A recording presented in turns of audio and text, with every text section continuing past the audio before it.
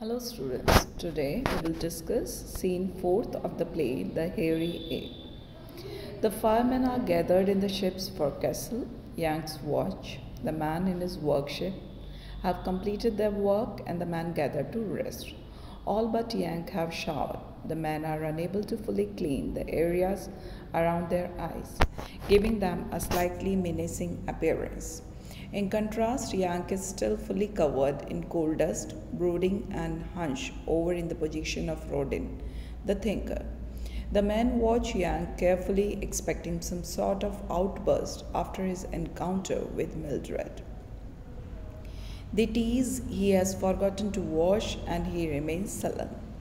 They tell Yank the dust will not come off his skin, that it will make him itch and give him spots like a leopard. Insulted, he tells the man to lay off, that he is trying to think and link always.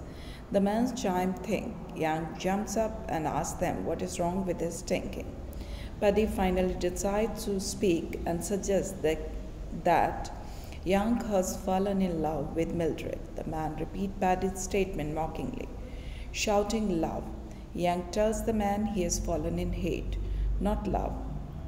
Paddy informs Yank that only a very wise man could tell the difference between love and hate. Paddy tells Yank that Mildred must love him after all. Why else would she have come into the stock hole? Long jumps up on the bench and cries out that Mildred and the engineers greatly insulted the man. Long asks the fireman what right Mildred and the engineers have to come look at the firemen like animals in a zoo. Long also informs the man that Mildred is the daughter of a millionaire who makes half of the steel in the world, and that is why she was able to get into the stock hole. Long then suggests that the man can go to the law for the insult they suffered. Yank replies, law. The men in unison repeat after him, law. Paddy suggests that they go to the government in the same pattern. Yank ensconces hell, governments. Again, the entire crew of firemen repeats after Yank, governments. Long frenetically suggests that at least God would look at the man equally. Again, Yank and the man repeat God. Yank tells Long to join the Salvation Army. Long gets off to the table and Paddy speaks. Paddy bitterly describes the engineer talking to Mildred about the man working, pointing at the workers like animals in the circus. Yank defensively tells Paddy he thought Mildred was a ghost. Paddy once again suggests, this time sarcastically, that he could see the kind, loving look in her eyes, just as if she saw a great hairy ape escapes from the Jew. Yank is struck by the thought of Mildred calling him a hairy ape. Yank tries to explain that he was just as scared by Mildred as she was by him. He thought she was a ghost. However, the damage is done and no amount of explanation can dispel the insult.